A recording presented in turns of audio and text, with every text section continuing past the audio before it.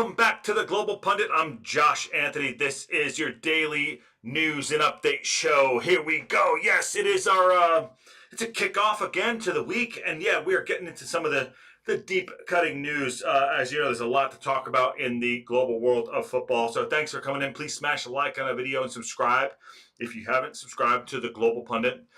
New channel we're kicking off, trying to get it back up and running. Hopefully it looks good for everybody. New screens, new setup, working on the lighting. So happy to have everyone in. Today's topics, we're going to talk about Liverpool. Have they won it yet? Is it over? They think it's over. And Arsenal, everyone wants them to be good, and I say it a couple times here and there, but they're just not that good. We're going to talk about that. We're going to talk about a little more serious things with Moise Keane collapsing in the Fiorentina game. Against Verona,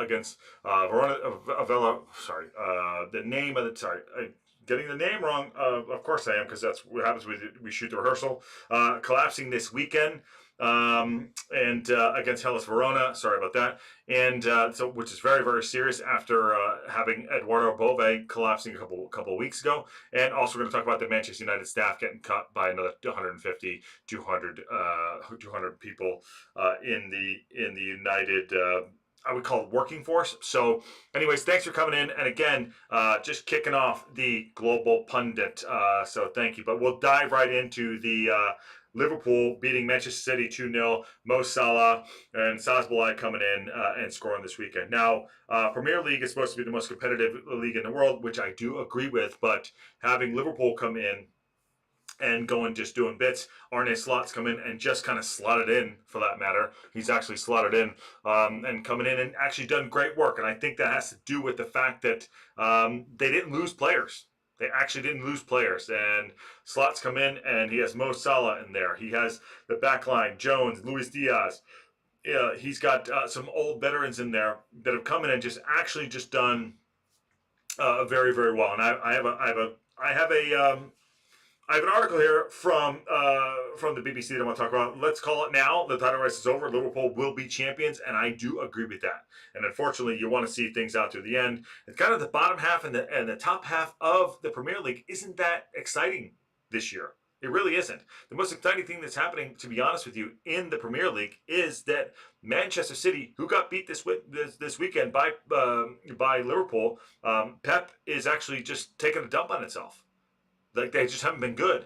And granted, you got to give them a crap ton of credit, because Pep has been incredible. His team has been incredible, but the turnover rate, what he's had, bringing players in, losing Walker, losing Rodri in the middle, I think him not being able to manage a squad and being the quote-unquote the best manager that has been for the last, 4 or 5 years, not being able to capitalize. Arne Slot's come in, and he just, said to Virgil, said to Mo, who's going to leave, by the way, and probably will be in Saudi next year. He said to him, okay, let's go and win the league. There's been problems within the club for not scoring goals. Not happening.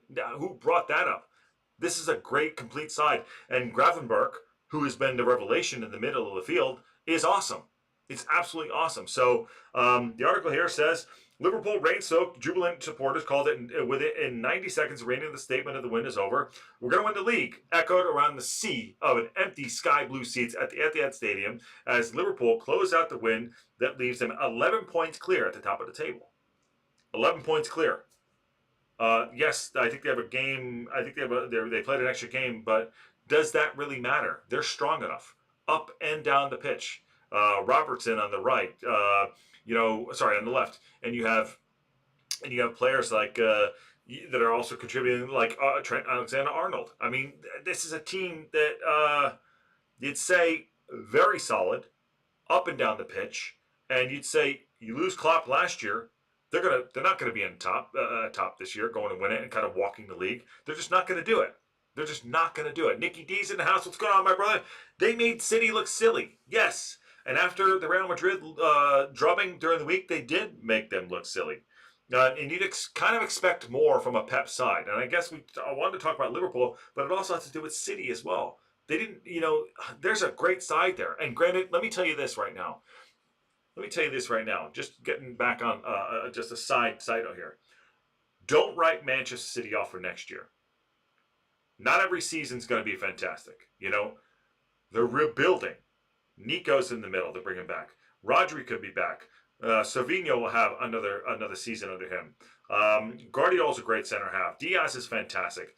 Erling Haaland, Mamouche has come in. You know, don't count them out. So taking on this aside, looking at Liverpool, yes, I do believe it's over, and it's over. It's over. You know, and I think it is, and they should be very, very proud going into this season with a new manager, but the same squad. I think that says something when you have the same squad going in. You have the same patterns in play. You have it actually shows the depth of the actual football club Liverpool to be there and say, hey, listen, we can swap out a manager. I'm not saying Klopp didn't have anything to do with the winning, because Klopp was fantastic. And talked about right here, head coach Arne Slot's seamless transition from Jurgen Klopp will be rewarded with the prize Liverpool's great old managers such as Bill Shankly, Bob Paisley, and Joe Fagan coveted over all others. The butter and bread, as they called it. Sorry, the bread and butter. The bread and butter, as they call it. So let me get that right. They coveted above all others, the bread and butter, as they call it. And it's true. You know, you go into this game and it's City, and you think it's going to be competitive. And it kind of wasn't.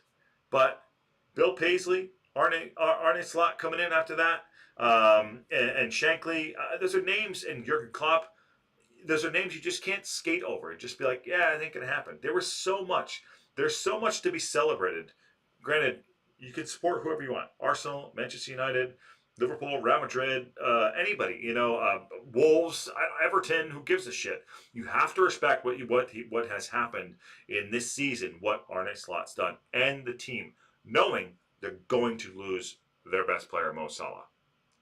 He's gonna leave, and he said a couple things out there where he's like, you know, we'll see. We're kind of far away, but you have to give the professionalism to Mo Salah and the rest of the team to go out there and deliver performances, and they're not easy to do.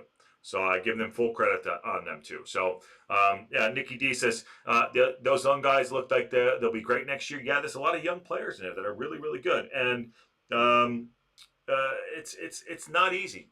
It's not easy to go manage egos, get teams going in a way where you feel like they'd be successful after coming in. Look at some of the other guys that have come in. How many managers get turned over within the course of 1 month, 2 months, or whatever? Look what's going on at Manchester United, which we'll talk about later on the pitch. You know, Amarin's come in, and it's an absolute disaster. It's an absolute disaster. But we look at it as like they were already in a disaster class, okay? And can you take 2 steps back, 3 steps back to move forward? So those are things that hasn't happened at Liverpool, but it's happened at Manchester United, you know? Yeah, so you got to take a lot of things into account. Enzo and Chelsea watched the game this weekend. You know, are you willing to take 2 steps back to go 3 steps forward? But in this essence right here, Liverpool had just went strength to strength, and you got to give them credit. They think it's all over. The answer is you don't have to think anymore. It's going to happen. Liverpool are going to walk this league. So get those other 3 that are down there, and if you get the fifth space there for the Champions League, which is a good battle, it's still a good battle right there. That's a really, really good battle. But this is done, and all those people that, like, the last couple weeks that Arsenal, you know, have a chance to go into. It was all just vaporware. It was just vaporware. Arsenal never had a chance to win this league, and the nearly man is Arteta. I'm saying it. He is the nearly man. Great coach, but the nearly man. I'd rather be Cesc Fabregas for Como. I would. Because you look what Como's doing out there, and it's great. I'd rather do that. So all this stuff that Arteta's going to win the league, you know, whatever, injuries here and there. No. Come in and do the business. And they haven't done it. All right, that's my take on that.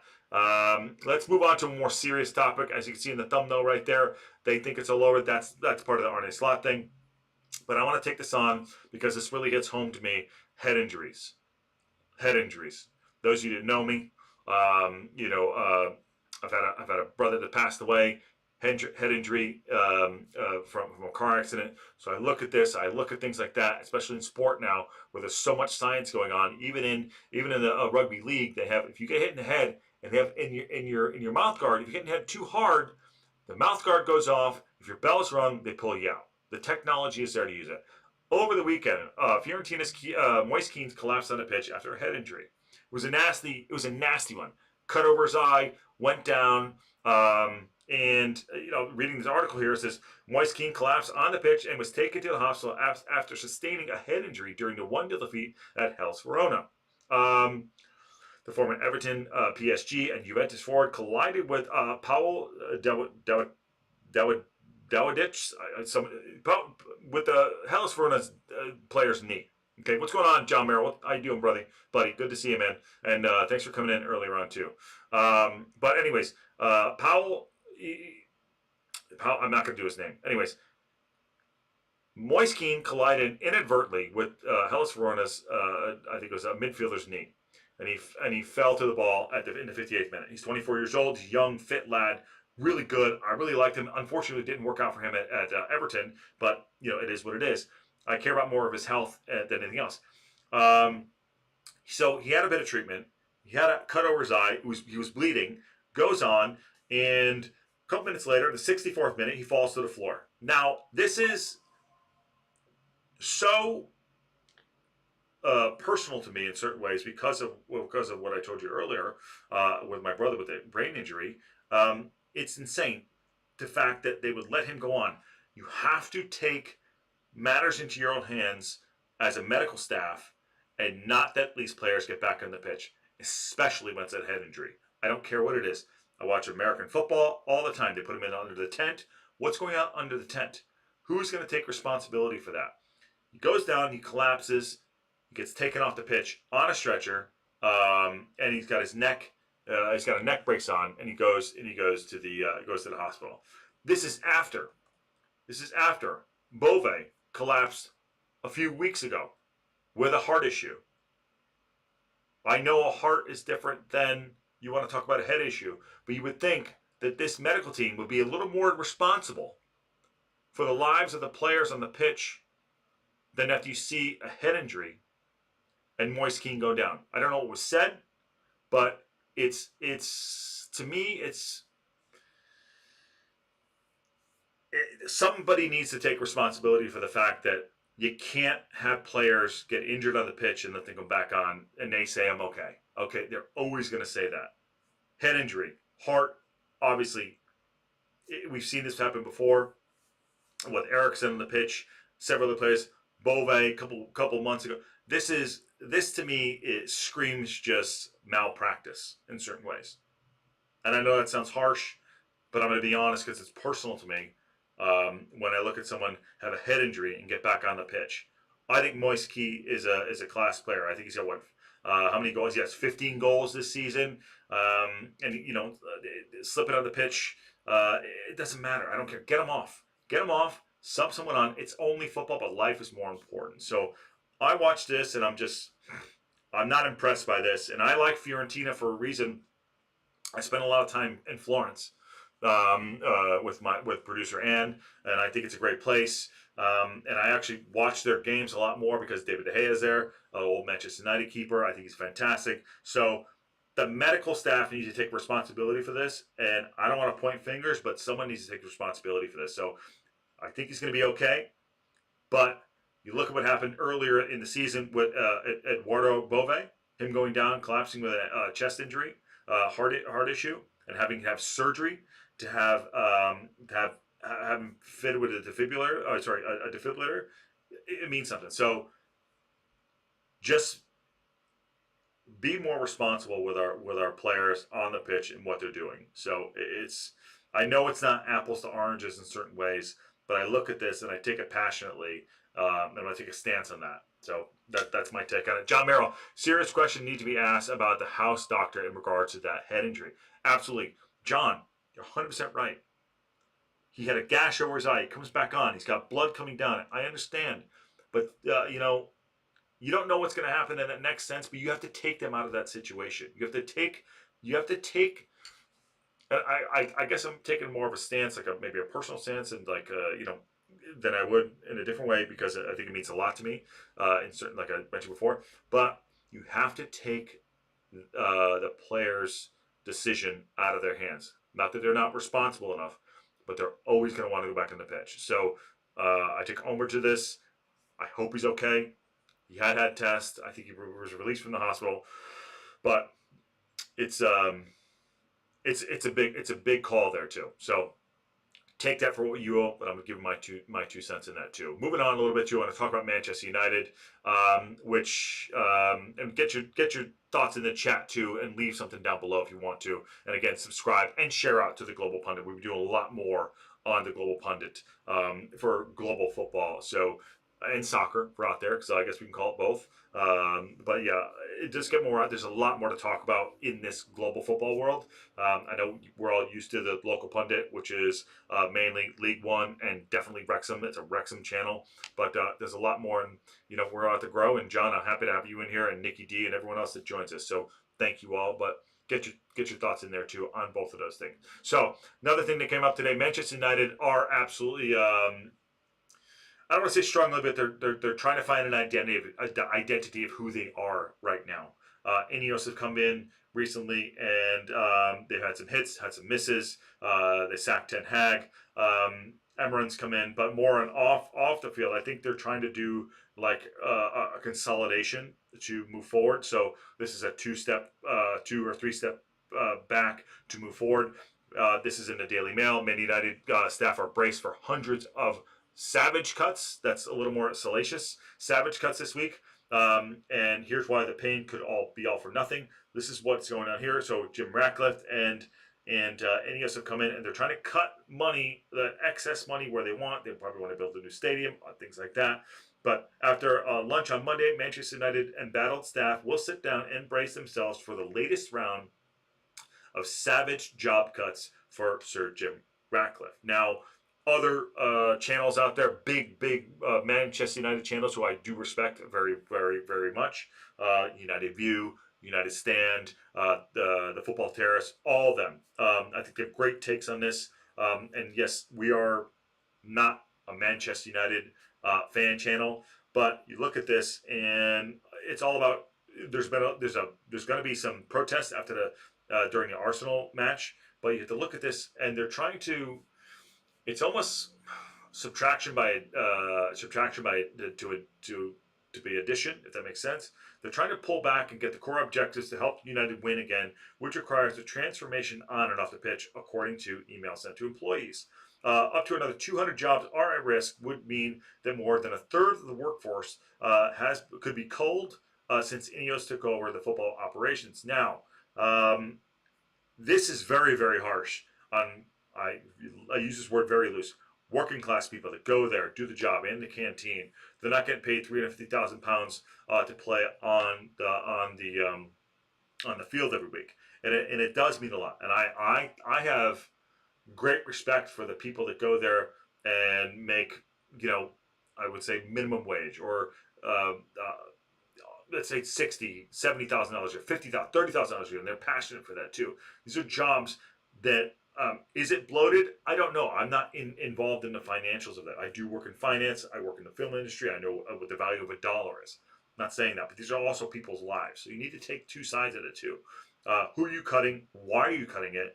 Will it move us to move Manchester United to the future? Is Dan Ratcliffe just taking a wrecking ball to just prove a point, or is there a plan? You'd assume at this high level, and get your thoughts in the chat. And John Merrill says the latest cost-cutting exercise at Manchester United is quite frankly embarrassing. I agree, and I agree, but let's take a step back. Is it embarrassing to the point where are they nickel and diming it to get to the millions? What is the point? I do agree with you. Going in and trying to cut costs on someone that makes £30,000 a year, that's crap. I agree with you 100%. What is the strategy? Now, they also don't need to reveal the strategy. They don't. They really don't. And I'm not saying it's right or wrong, but they don't. So if there is a business plan moving forward, what is that business plan and how are they doing it? That's more of an internal. But I'll tell you this right now. It hasn't affected anything on the pitch. Bringing Amarin in, I know he's trying to adapt his style of play for the team to move forward. They're still in, they're still in the Europa League. Is that the savior? I don't know, but it doesn't save the jobs of the 150, 250 people that are they're going to be sacrificed for whatever plan they have. And if it is that they feel that they can cut those salaries to save X, Y, and Z, I don't know. I really don't know. And they have been, they did fight back on, did fight back against Moise's team, getting a draw. But I'm going to take football out of it, and I'm going to go to the human part of it. And it's very tough to see that. And I'm not a huge fan of the Glazers. They have been there instead for a long time. But, it seems like their plan could be flawed if you're looking at certain things that way. And I take the human side of this one. And you're losing 100, 200 people in their jobs, and there may be something to take there. The football side's a mess, but I hope they have a plan. I know they want to build a new stadium, but some of this stuff needs to be called out and looked upon. Where you're looking at a club that is in disarray, has been since Sir Alex Ferguson left, who was an absolute legend. But some things have to be looked at, and I'm not sure what their plan is. And it's not on me I know what they're going to do, but I look at it from afar, 30,000 foot. It's tough to take on, especially when you're not delivering on the pitch. And sometimes it's not. Football is a business, and it's gritty, and it's tough. I mean, these are jobs at stake, and I'm hoping it's not just because they think they can cut 100 jobs to save, I don't know, $1 million, whatever it is. But it needs to be looked at. So we'll take that on. We'll watch it as it go. Again, the global pundit is just getting our feet off the ground. We're going to take things like honest, and we're gonna have some fun here too. Sorry, these are heavy. Today was kind of heavy topics. I apologize for that. Heavy topics, and you all know me very, very well. But these were a little bit heavy topics. I mean, I can bring up some other stuff if you want, but today was just that's how we went down. It's a news show. I'm going to report the news, and that's what we're going to do. John Barrow says the elephant in the room at Manchester United is they have wasted over $600 million in recent years on utter rubbish. But it's easier to cut the normal man's job than it is to sell Maguire and other dreadful players. Now, all right, I was going to wrap it up, but John is bringing up a fantastic point where the mistakes have been made. They're trying to right the mistakes by not going after the actual problem. So you're looking at it's like, yeah, Harry Maguire, Casemiro, Lindelof, Martial, Rashford, things like that. Getting rid of those players, getting those guys off the books, but they've made poor decisions by bringing them in on such high salaries. Not Rashford because he was there, spending all that money. Anthony has gone over to Betis. Things like that. You look at those things, and those are repetitive mistakes that have been made by Manchester United higher ups, and they are it's catching up with them. And if they're using this as an example to get rid of those 200 people, 150 people, it's pretty sad. And I know you all know this. I'm a Wrexham supporter, and I'm a Manchester United supporter since 2005, and a Como supporter. Those are my teams right there, who, by the way, did beat Napoli 2-1 just on the weekend. So I look at this and it's embarrassing. And great word there, John. It's embarrassing. Long term, we shall see what they're going to do. Long term, we'll see what they're going to do. Nikki D says, yeah, the normal folk don't have high dollar solicitors to fight them with. Yes, that's an intimidation factor. Nick, great shout there, Nick. That's an intimidation factor. You tell me I can't, you're going to go or take this payout and I have no fight against that. That's going to happen. They don't have labor or anyone to go up against and be like, no, I'm not going to do this. So let's keep an eye on this. This is something that's going to run. Manchester United are not going to get relegated, although I said it the other day, love to see that happen because I want the story. I also believe that Manchester City, with their 115 charges, should have an issue with that too. So Yeah, that's it. Just want to do a quick. It's kind of a four-aside today, five-aside, five topics, five strikes. But getting it going, I appreciate it. We're going to be a lot. By the way, live watch along on Thursday. I think it's going to Leicester versus West Ham Thursday. Live watch along on the Global Pundit. That's our next one. Sorry, someone's messaging me here. Just want to make sure I get this right. Someone probably no, they're not. Yeah, live watch along Thursday. Leicester, who are fit for relegation, and West Ham. That is our next watch along on the Global Pundit. Go get it. We'll be there, which is great. And then tomorrow on the local pundit, we have the Up to Poshcast guys coming. That's going to be a lot of fun. That is the game day buildup for the Virtue Trophy, the JBD Cup, which is great. And then Wednesday is the live watch along with Posh, so that's fun. Great. So, anyways, thanks for coming in. Please smash a like on the video and subscribe if you're new to the channel. I really appreciate John and Nick being here. I know it's last minute. Really appreciate y'all. Again, you got to start from somewhere. Right there. Look, 40 subscribers. There it is. Let's see where we can go. And excuse me. So you can only start from zero. So I really appreciate it. So that's the news of the day on the Global Pundit. And Nikki D says, wait, pause right there. I was gonna get out, but I see it. The chat's chatting. Nikki D says, good. My job has finally gone back to normal workload, so I'm ready to do some of the day watch-alongs. Awesome, my friend Nikki D. Happy to have you in. We got more coming. And John Mayo says, you're not gonna do the live watch along for the Blues and Wickham game on Saturday. You like early starts.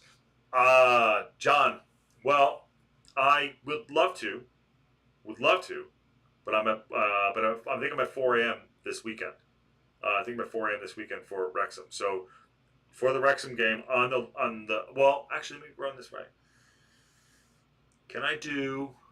I think we can do a dual watch along for Wickham and the Blues on the local pundit and the global pundit. So we'll see.